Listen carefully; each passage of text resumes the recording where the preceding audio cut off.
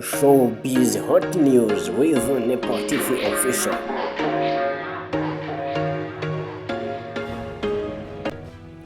Yes, nongeye guha ikaze rero, nongeye guha ikaze wowe udukurikiye. Ikiganiro ni Showbiz Hot News, ngiye nitwa Mr. Wizi. Ikiganiro kigaruka ku myidagaduro. Hari amakuru rero yamenyekanye kuri uyu munsi, amakuru avuga ko umuhanzi The Ben arwariye mu bitaro bya Kanombe. Ni ku nkuru yanditswe n'ikinyamakuru Igihe ndetse n'ibindi binyamakuru bitandukanye, ndetse benshi ku mbuga nkoranyambaga bagiye bayigarukaho, ivuga ko The Ben arwariye i Kigali i Kanombe.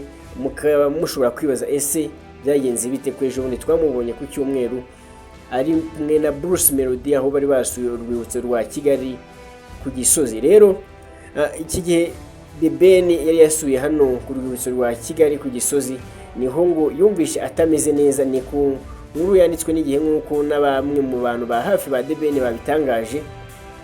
Igihe yari hano ku Gisozi yumvishe atameze neza, ni nayo byatumye The Ben atandukana nabo bari kumwe hakiri kare cyane, atahagiye kuruhuka kuko yumvaga atameze neza. Rero kuri uyu munsi tariki ya 12 z'uku kwezi 2026, we na Bruce Melody ubwo basuye urwibutso, The Ben yumvishe atameze neza ajya kuruhuka, ariko bigeze mu gicuku yaje kumva arembye, yarwaye yarembye.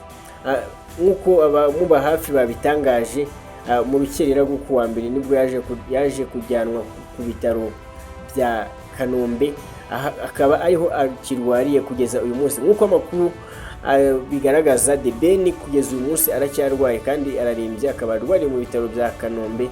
Gusa nkuko byagaragajwe, ntabwo indwara arwaye iramenyekana, ntabwo indwara akurikiranyweho iramenyekana, ariko amakuru akaba agaragaza ko agomeje kwitabwaho n'abaganga muri ibi bitaro bya Kigali Kanombe.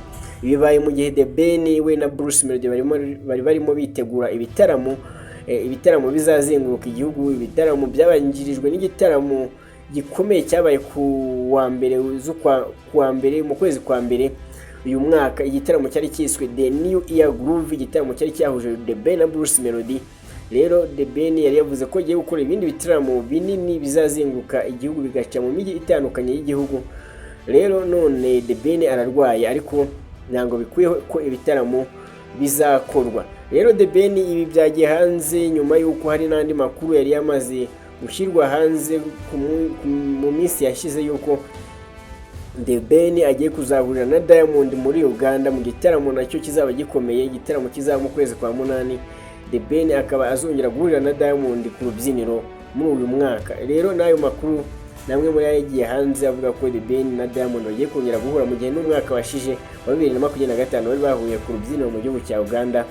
Rero nk'uko byari byagaragaye, bimwe mu bitaramo bitegurwa n'umugabo utegura ibitaramo mu gihugu cya Uganda, akaba yitwa Alex Muhangi. Nawe yaragaragaje ko The Ben azahurira na Diamond muri Uganda mu bitaramo. Rero The Ben amakuru agaragaza ko arwaye arembye, ariko tuvuga ngo arwaye ubukira. The Ben ni umwe mu bahanzi beza u Rwanda rufite, umuhanzi dukunda.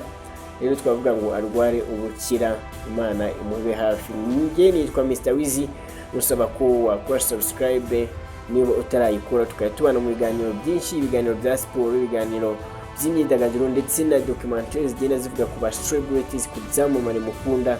Nitwa Mr. Wizi, ndabashimiye.